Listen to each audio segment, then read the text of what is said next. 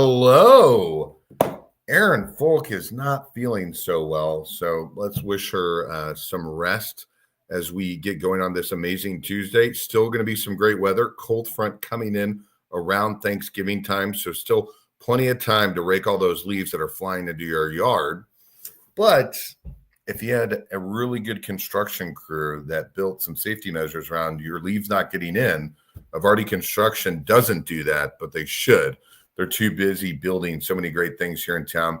Congratulations to Evardy on the big ribbon cutting for Big Brothers, Big Sisters that's going downtown. And even though tariffs are still running wild, you don't need to worry because Bestway International can walk you through it. So if you're bringing something from outside of the country inside or going out, they can help you understand the tariffs. And if there's something really complicated and figuring out when you need to move something, they're the place to call. They have Cargo Cafe tomorrow. So if you are listening, please look up Bestway International on LinkedIn. And Jay and Riley would love to have you there watching. Now, without Erin here to carry me over her shoulder to a great show, I am going to have her play the music to introduce one of our favorite guests of all time, who's coming on for a second or third time. He comes from Blue Valley Northwest. He's an amazing baseball player. Make sure you're commenting to let us know where you're watching from, Facebook, YouTube. But here we are. Zach Donnelly, come on in. Hi, Scott. Hi, Aaron. Hope you're getting to feeling better at home. Thanks again for having me. It's always good to be on the show. Man, you're a pro. You know how to just totally swoop in and do the right comment. But Zach, for the audience, who are you? What do you do? And how'd you get to Kansas City? All right, Zach Donnelly, born and raised here in Kansas City. Started my career for the same company I'm with today, called the John A. Marshall Company. We have 3 different divisions. Started for our flooring team. They go by the name of FDC Contract. Moved into our architectural products division, and then into furniture, which is kind of the meat of our business. But John A. Marshall Company, it's been around since 1923, so going on 102 years now. Full service dealership. We specialize in commercial office furniture, flooring, and architectural products. So I've been through all 3 of those divisions.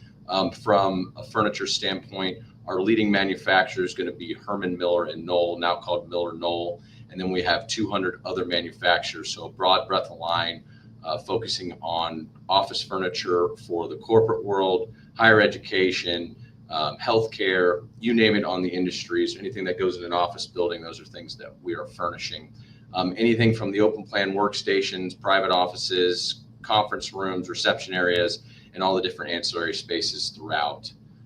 From an architectural products standpoint, we represent roller window shades, demountable wall, as well as sound management.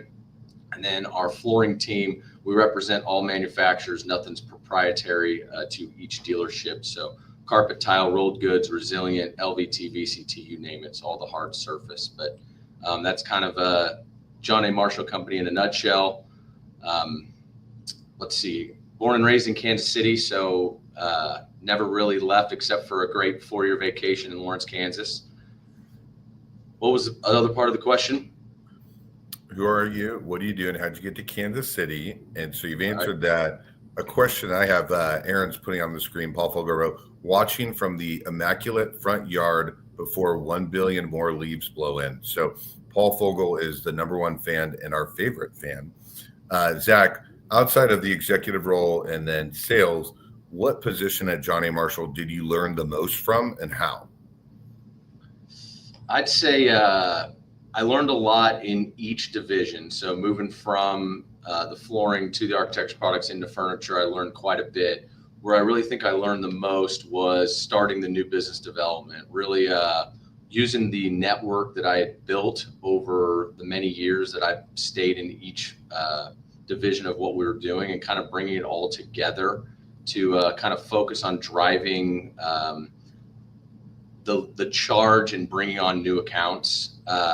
And really, when you're utilizing your network with the 3 different divisions of what we cover, we call on the commercial real estate industry, the architect and design community, the contractors, you name it, anything within our industry trade partners. really trying to get to each opportunity is very important to us. So being able to be the one person to contact for all three divisions of what we do, I would say is kind of where I learned the most. You kind of learn to angle and talk to people from different situations to understand the end goal of where they're trying to get, and also starting from the ground floor of the opportunity to try to get them through the process, and they'd be able to teach them the most and help them along the way. So there's probably a lot of young people watching this show. What percentage did you figure out on your own, and what percentage did you ask someone within your company to teach you? So big question asker over here. I am not shy when it comes to asking the question of how to get something done, how to get to a certain contact or what it may be. Leaning on your relationships has been a huge part of my success over the years that I've been in the workforce. But I would say don't be afraid to make mistakes. We're all going to do them, and you learn the most from those. So leading the charge on your own and kind of getting into the weeds of things and understanding how it works. I mean, learning by fire is kind of how it's done. When I went from each division to each division, that was kind of part of the game. But I do know that there have been people that have kind of paved the way before me, and they have, instead of reinventing the wheel, asking them on tips and ways that they've done things have been helpful. But I still think trying them out yourself and finding new ways to do things is just as important as kind of staying within the guardrails of the people that have done it before you. Do you remember a pitch that you were on where you were really scared you weren't going to know the right answer to? And how did you figure out a way to not let that happen again? Yes, I absolutely remember. This was early on in the furniture side, so probably over 10 years ago still. But I thought I was as prepared as can be, and I had to have every answer to every little detail. And I remember just getting a curveball from one of the clients and realizing that I didn't have that exact answer for them. And I looked at them straight in the eye and said, listen, I don't have that exact answer right now, but I'll get back to you. And they said, that's absolutely great. And we moved on and everything went well. And I made sure to make a note, got back to them, and all was fine. I've been using that process throughout the entire career. And it's no one's supposed to know everything. There's going to be curveballs that are thrown at you. So don't be afraid to say you'll get back to them. That is so, I feel like in a lot of ways, that's great of who you are. But that's absolutely the right answer for anyone watching. I did not follow that advice. So that's amazing that you did that innately. So we're going to talk about, kind of pivotal points in your career. Maybe what are a couple of them where it changed the way you do business or the way you looked at life? Well, I'd say early on, developing the relationships was extremely important to me, and understanding when there was an opportunity for what we were chasing. But really, what was a pivotal moment was when I was working with all our different industry partners and understanding kind of the beginning onsets of what they were trying to achieve and understanding the big picture, and then being a resource to them to help them throughout the process, so that we then become a valuable partner that can give them information and details of what they need to make informed decisions to then get their team optimized within their new office space and settings, and to allow them to perform on levels that bring them to where they need to be to grow, succeed, and expand, and all that good stuff. What would you say is one of the most important divisions of your company that a lot of people may not realize? Project management and customer service are huge. While the bringing in the opportunities are ever so important, if you're not growing, you're dying. We all understand that. But the execution that takes place within our project management and customer service team is unbelievable. The level of detail in which we are putting items together, and the packages that we're delivering to companies are very detail oriented. And our team, I think, goes kind of unnoticed to a lot of our clients and industry partners, but they are knocking it out of the park day after day. And I cannot give them enough kudos or round of applause for what they do. It is truly amazing, and we appreciate all of their efforts on each project. So when people ask me all the time about peer groups, I always say the best peer group is if it's an industry peer group and you're not in the same geographic region. Are you in peer groups with other folks like your business where you learn from? Yes, absolutely. I think networking is extremely important. Finding the correct group of people that kind of understand where you're going and where you're trying to get is extremely important. And while these peer groups sometimes overlap with, say, some of our competitors or industry partners that we're all working with, it's a small town Kansas City. There, we know we're going to bump into our competitors. Burn no bridges here in Kansas City. I'm friends with some competitors, and that's completely fine. There's often times where opportunities may not make the most sense for us, and we do want to hand it off to one of our competitors that may be a better fit for it, vice versa. So you never know where an opportunity is going to come from. But these peer groups are extremely beneficial, and while a lot of business generation and business focused plans are happening, there's still a lot of fun taking place within those peer groups as well. So, I always am amazed. You work with a lot of real estate brokers because you guys got to work together on the spaces that you find. You never like to burn bridges. Does that come from having so much experience with people in the real estate world? Because there's always two sides on every deal, or is that a philosophy of John A. Marshall about making sure that if you're upset at someone, you're always treating them with respect? I'd say it blends into a little bit of both, but I think not wanting to burn a bridge is just doing what's right for the client. We're only going to be as good as our name, and the most important thing for us is to maintain the level of integrity that we have for 102 years. So what we're trying to do is the right thing, no matter what that is. So I would say from a John A. Marshall company culture, it's extremely important to us to take care of every industry partner, every client, down to every detail. If something's at fault to us, we're going to be the first to admit it and make it right. Carrying that over into the commercial real estate industry, yes, there's going to be your landlord rep as well as your tenant rep. They're working together. They're doing deals together all the time. So making sure that you kind of stay friendly with each report that there is, I think is going to be extremely important, especially when they're going to need help putting together space plans, budgets, and things like that for their clients, whether or not they're representing the landlord or the actual tenant. Yeah, it's amazing. I always feel like a lot of people will go back to John A. Marshall because you may not win every deal, but they remember how you make them feel. And a lot of times people just burn the bridge, and your industry does a really good job. Is there a project that when you think of your two little kiddos down the road that is something that you're really proud of, where when you drive by, you kind of want to go inside and be like, hey, I helped put this together? So not only is it just one project, I'm driving down the highway pointing it out to my wife and 3-year-old and 9-month-old saying, we just ended up doing a deal with this amazing company, and I tell them all about the individuals that we worked with at each company. So there's a lot that stand out, but there's never a time when I'm not going to be driving back past a client, not letting my family know that they are a great partner and we're proud to be in that building. Okay, so a curveball question would be, is there a project you've done that's a little bit unique that you remember, and why is it that you remember it? Well, I guess one that I can point to would be Henderson Engineers, which is an amazing client of ours that we've been talking to for at least 4 years.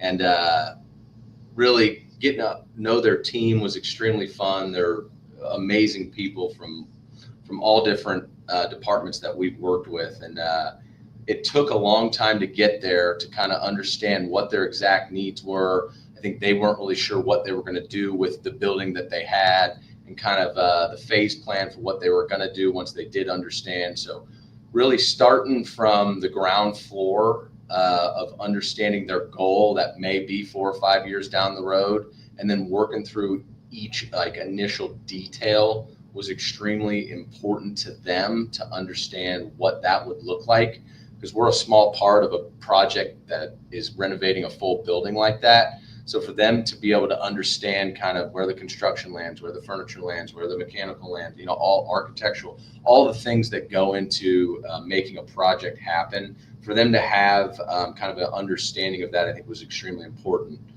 So that's one that stands out to me, one that's still a work in progress. And again, can't speak volumes enough about how great the Henderson team is. That sounds like a really fun project. I also think of Bestway International and Evardy Construction doing the same thing of the executive team with their kids saying, hey, we worked with this organization and we worked with this organization. Do you want to talk a little bit about working with other organizations and local non-for-profits that John A. Marshall enjoys working with?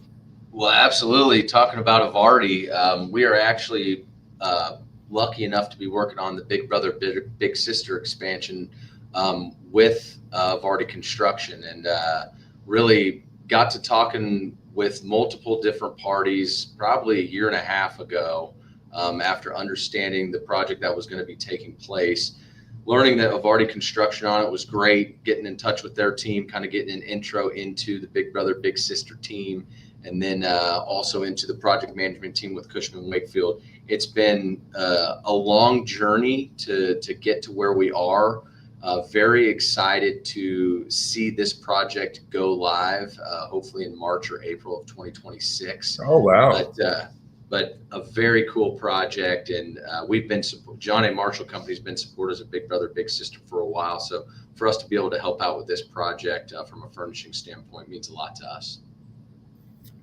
Have there been other non-for-profits that you've been involved in? I know obviously you're in the Centurions Leadership Program. I just didn't know if any of your partners really enjoyed any non-for-profit in particular. Yeah, we've got quite a few that we can. I just lost our. There we go. We've been involved with quite a few. Really, each individual, I would say, sales rep is going to have an organization that's they're kind of focused on. Like I'll speak to the one that I've been close to for many years. The Joshua Center is an important nonprofit organization that helps with neurological disorders. Really hits home to me. My brother had a lot of different neurological disorders growing up and still has a few that he deals with today. So being able to give back to an organization that's helped my brother from a young age into adulthood has been extremely important. So we kind of followed. It was important to me to make sure that we were doing the things that they needed, but to be able to help them relocate offices, to put together the space planning for them to be functional, for them to start within a new space has been just really important for them to be able to function as an organization, but also hit home to me. So each sales rep has something that means a lot to them and what they can focus on and be able to indeed help. So as Aaron Fulk is recovering here in the background, well, one of my favorite shows I like to watch, they always say, we're going to get you out of here on this, which is one of their last questions. And that is 2025 is blown by. What are some goals that you had coming into 2025, and how are you doing on those goals? Well, a goal of mine is to always do more revenue than we did the year before. And we all know that's not going to be possible every single year. But we've been fortunate the last 3 years in a row that we're on track to set another company record, which means a lot to me within the new business role. It's my goal to bring in the new opportunities here in Kansas City, as well as the locations that we're doing across the United States. So I'd say that's always the first goal that I'm looking to achieve. And when we're able to reach that goal, it really does mean a lot. So another question is on the revenue side, does hiring factor in there as the growth continues? Oh, absolutely. Our people are our most important assets. They are the ones making things happen from the front lines to the back lines. Where we're really unique also is that we've got our own installation team. We're really unique in that sense that we don't sub out any of our labor like a lot of our competitors do. We know all these people on a personal level. We're able to connect with them. They're what we call the front line. They're the last ones that the clients are going to interact with a lot of the time. So extremely important. So from the install side to the sales reps to the C-level to the back of house, whatever it is, bringing on the right people that fit within our culture is extremely important to us. And we want to do everything we can to keep our team members extremely happy and to love to come to work every single day. Well, with that being said, Aaron and I are not talking to each other and not in the same room, nor are we on screen together. but we always like to wrap up by saying great things about Bestway International and Evardy Construction, who Zach Donnelly knows incredibly well. So, Zach, I can't thank you enough for coming on the show. We're going to see if it's about to end, but when the screen goes gray, we'll know. So thank you for coming on the show. We'll talk to you later. All right. Thanks a lot. Good seeing you. Good seeing you.